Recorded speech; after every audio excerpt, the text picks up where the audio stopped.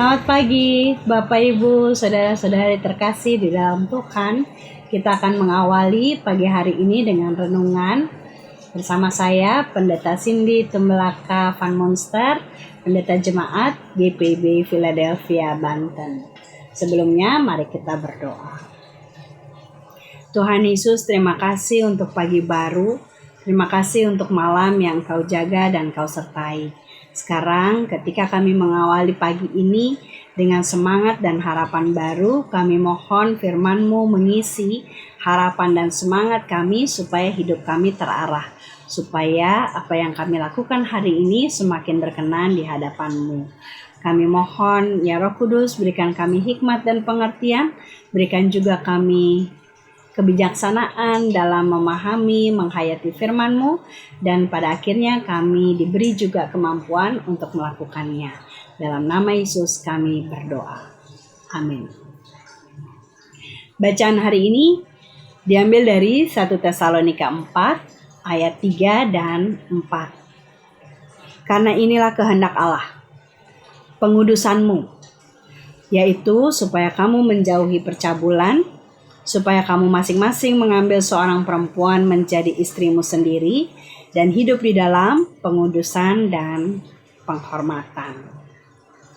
Bapak Ibu yang dikasihi Tuhan, pesan Paulus kepada kita orang Kristen sudah sangat jelas ditulis bahwa Allah menghendaki supaya kita hidup dalam kekudusan, secara khusus menjauhi percabulan.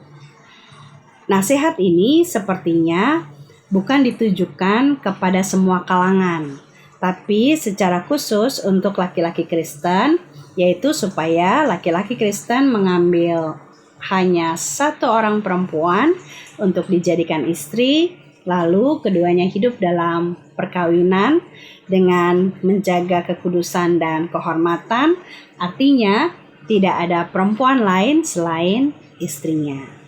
Bapak Ibu saudara-saudara, kawin dengan seorang perempuan pada ayat-ayat berikut dijelaskan Paulus sebagai pembeda antara orang yang sudah mengenal Kristus, yang menjadi Kristen, dengan para penyembah berhala yang hidup masih dalam kendali hawa nafsu.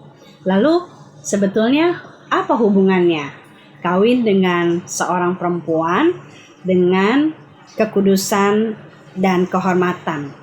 Bukankah di masyarakat yang lebih luas lagi, laki-laki yang kawin dengan beberapa perempuan tetap mengklaim dirinya dan keluarganya hidup dalam kekudusan, kehormatan, bahkan mereka mengklaim berhasil memberlakukan keadilan. Lalu kenapa kawin dengan satu istri, dalam hal ini satu istri, tapi sebetulnya ini bicara soal monogami, dikaitkan dengan kekudusan? Bapak Ibu saudara-saudara, bagi Paulus, perkawinan itu bukan sekadar memberkati sepasang sejoli yang sedang jatuh cinta. Tapi perkawinan adalah untuk memberitakan Kristus yang kita imani, kita sembah dan kita layani.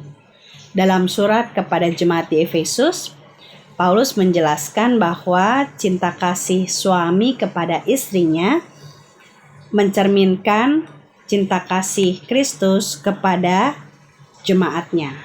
Cinta kasih yang di dalamnya ada panggilan untuk rela berkorban, untuk mengasihi dengan tulus dalam segala ketulusan dan kejujuran, merawat, mengutamakan pasangannya, dan memperlakukan pasangannya dengan rasa hormat. Nah, berlaku seperti itu tidak bisa dilakukan berdasarkan hawa nafsu, dan juga tidak bisa dilakukan kepada beberapa orang. Itulah kenapa Kristus mengasihi jemaat yang satu, dan jemaat juga mengasihi Kristus yang satu.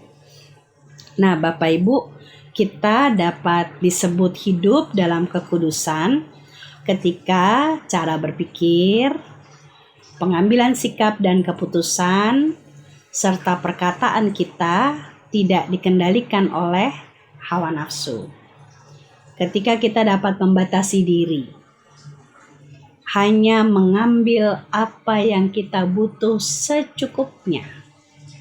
Ketika kita bisa mengungkapkan emosi pada tempatnya, memilih dengan bijak kata-kata yang mau diucapkan atau yang mau diketik.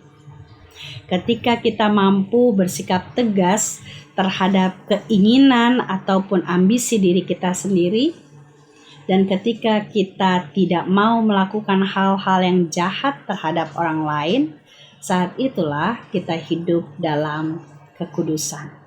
Jadi, hidup kudus yang dimaksud jelas bukan dengan mengurung diri dalam ritual peribadahan, tapi dengan mampu mengendalikan diri sebagai ketaatan mutlak dan iman kepada Kristus yang kita sembah, kita imani, dan kita layani. Tuhan memberkati kita. Mari berdoa. Tuhan Yesus, hari ini kami mau melanjutkan hidup dalam kekudusan.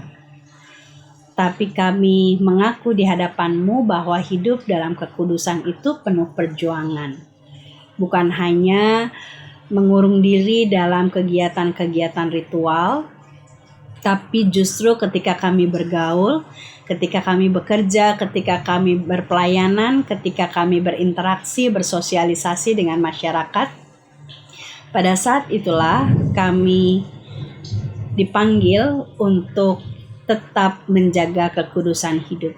Karena itu kami butuh pertolongan-Mu, kami butuh kekuatan-Mu, kami butuh juga hikmat yang dari Tuhan, supaya kehidupan kami hari lepas hari semakin sesuai dengan kehendak-Mu dan firman-Mu itu benar-benar hidup dan menghidupkan kami. Terima kasih Tuhan Yesus, berjalanlah kami memasuki hari ini dengan kasih dan rahmat-Mu. Dalam nama Yesus kami berdoa. Amin. Bapak Ibu, selamat menjalani hari dengan apa yang Tuhan sudah sediakan. Percayalah bahwa Tuhan Yesus menyertai dan menolong kita.